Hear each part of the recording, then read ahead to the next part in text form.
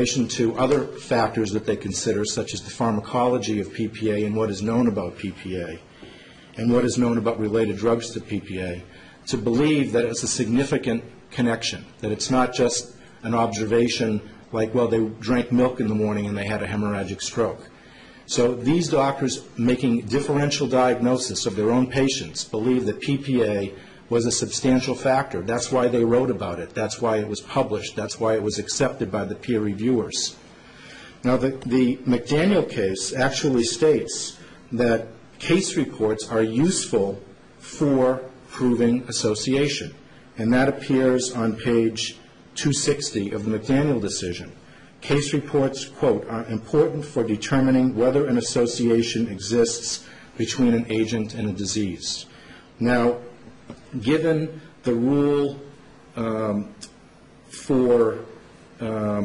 Rule 401 of evidence, also cited in the McDaniel decision at footnote 8, that evidence having any tendency to make the existence of any fact that is of consequence to the lawsuit more probable or less probable. That is the definition of relevant evidence. And clearly, evidence that is important to prove that an association exists between an agent and a disease is clearly relevant. Now, the defendants are not saying that the case reports themselves are unreliable case reports. They're simply saying that the case reports don't prove causation. We agree. The case reports are just a brick in the wall, and the plaintiffs are entitled to present the evidence brick by brick, and they are entitled to, in doing so, following standards that are consistent with the reference manual on scientific evidence, with the McDaniel decision, and with their own experts. In fact, Dr. Erdreich, the Perrigo epidemiologist, wrote in one of her papers that case reports do not necessarily prove causation. Implicit in that is the recognition that case reports are certainly relevant. Other defense expert, Barr, testified, you consider all the evidence. An epidemiologist, Hennekins, who was relied upon by Perrigo and the other defendants in the PPA MDL, wrote that you consider case reports, you consider the animal studies, you consider the related drugs, you consider all of the evidence. Jolson, the epidemiologist at FDA, did her analysis based on case reports. This is an FDA epidemiologist that is using these case reports for evaluating whether there's reason to be concerned that PPA increases the risk of hemorrhagic stroke. Again, it's another brick in the wall. The clinical human studies, again, Erdreich, the expert for Perrigo, says that these are useful, it provides useful information. How could one reach any other conclusion that tests on humans, given doses, therapeutic, clinically relevant doses of PPA, and measuring their blood pressure response would not be relevant to the issues that are involved in this case? Dr. Erdreich acknowledged that animal studies should be considered if the drugs operate in a similar fashion in animals and humans, and that's exactly what these show, that the PPA administered to animals cause blood pressure spikes and hemorrhagic strokes. Related drugs, you can't read an article, a journal article, or a textbook about phenylpropanolamine and hemorrhagic stroke without the authors talking about PPA as being part of a class of drugs called sympathomimetics and considering what's known about that class of drugs. This is, in fact, Bradford Hill, which the defendants cite as the guidelines to be used for establishing causation, acknowledges as one of the standards analogies. Now, clearly, the defendants point out not every drug is identical. There are differences. We acknowledge that, and our experts are not blind to the differences. But this is for cross-examination. You know, what are the similarities and what are the differences? Again, It's building blocks. It's considering what do we know about related drugs, and the reason why it should be admissible in the courtroom is because it's exactly the way pharmacologists and toxicologists write about and think about PPA when they write and think about PPA. This is covered in our brief on pages 28 through 31, and we devote 3 pages to the animal study evidence on pages 31 through 35. The clinical studies on blood pressure and PPA in humans is in our brief on pages 35 and 36. The case reports are discussed in our brief on pages 37 through 39. The textbooks are acknowledged in McDaniel as, in that particular case, the court on 2 separate times referenced that the disease at issue in that case, which was toxic encephalopathy from exposure to a toxic agent, was recognized in textbooks. Well, clearly, if that was significant and acceptable in McDaniel, why wouldn't it be that the textbooks are another piece of evidence, again, showing general acceptance in PPA, where time over and over and over again, it's repeated that PPA is associated with, linked to, a complication of, or a cause of PPA and related drugs. And then there's the epidemiological studies, Your Honor, which is considered the highest form of scientific evidence in the arena of proving that an agent causes a disease. And here we have not only the Yale study, which I will discuss and has been discussed in detail in our brief, but also the Korean study and other studies. It's important that the court understand that there's no magic to this. The pharmacology of PPA, if you could go to slide 15, Jim, is generally accepted, universally accepted. It's not controversial. This is how the drug works. It causes blood vessels to constrict.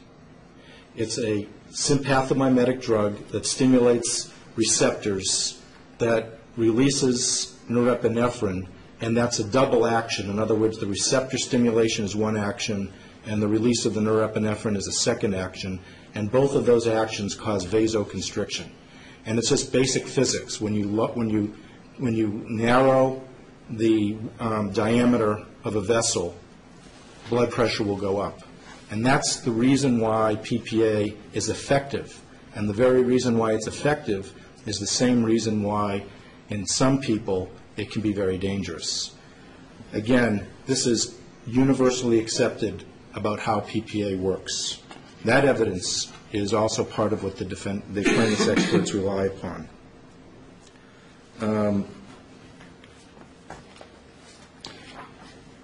Jim, I'd like to go to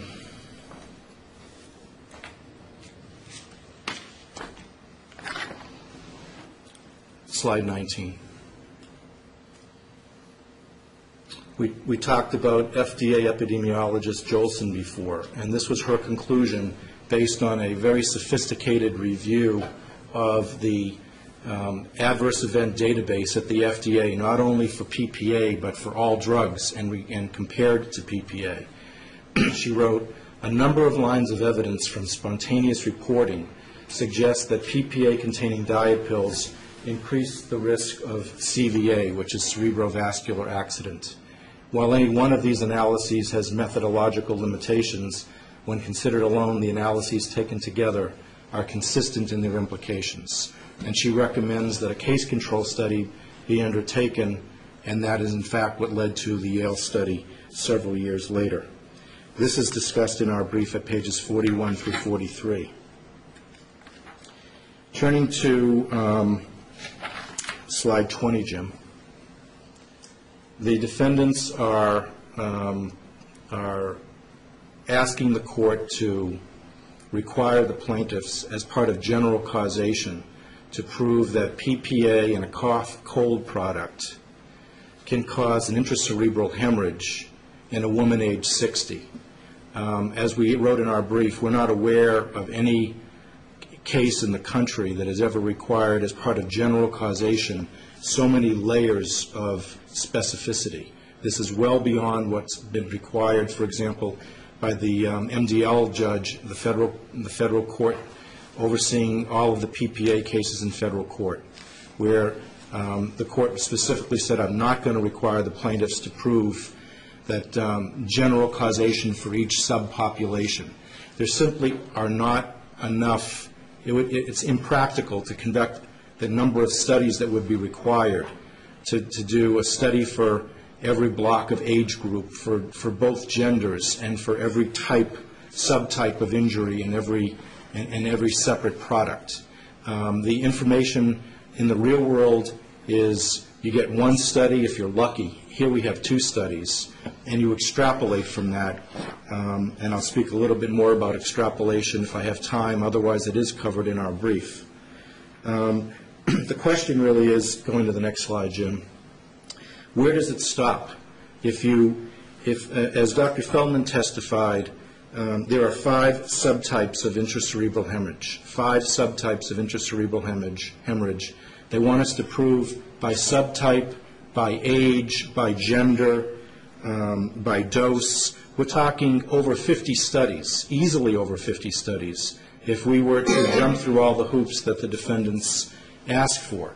And of course, it's an excellent strategy on their part, because the more you cut and slice the injury, the age, the gender, you're never going to find the science. The science exists at some level, and then scientists and physicians extrapolate. They extrapolate based on age, they extrapolate based on gender, and they extrapolate based on injury type. The hemorrhagic stroke was the category examined in the Yale study. Intracerebral hemorrhage is a subset of hemorrhagic stroke. It was considered valid by the FDA, by the advisory group for the study, by the study investigators, and even by the study sponsors to use hemorrhagic stroke. In fact, much of the literature, there's literature that talks about PPA causing hemorrhagic stroke and talks about hemorrhagic stroke without talking about the distinction between the different subtypes of hemorrhagic stroke. But the important thing really is, it's really much simpler than that, I think, for the court, because the defense expert acknowledges, and it's absolutely documented in the medical records, that this plaintiff had both types of hemorrhagic stroke. She had a subarachnoid hemorrhage and an intracerebral hemorrhage. So all of this argument by the defendants about intracerebral hemorrhage, which we respond to, is really, in one sense, a red herring, because this plaintiff had both types of hemorrhagic stroke. There are 2 types of hemorrhagic stroke. It's either intracerebral hemorrhage, which we call ICH, or subarachnoid hemorrhage, SAH. And that's the universe of hemorrhagic stroke. The Yale study looked at hemorrhagic stroke. The Korean study looked at hemorrhagic stroke. The JIC study, which the defendants cite with approval, looked at hemorrhagic stroke, not breaking it down by ICH and SAH. So it's well accepted in medicine and science that if you want to do an epidemiological study on hemorrhagic stroke, that's valid. You don't have to. It's always great to do more, but in order to get an answer to a question on subtype, you need a much larger study. The Yale study was a 5-year study, and they just had enough subjects to get meaningful results for hemorrhagic stroke, the combined SAH and ICH. To say that there should be another study on ICH alone would require more years, more time, more study subjects to get enough people in the study for it to be properly powered to answer the question. And I asked the question to the defendants, why didn't you do a study on intracerebral hemorrhage if it was so important? Why didn't they? They didn't do a study on ICH ever. And they come into court and say that the plaintiffs can't win their case because there's not a separate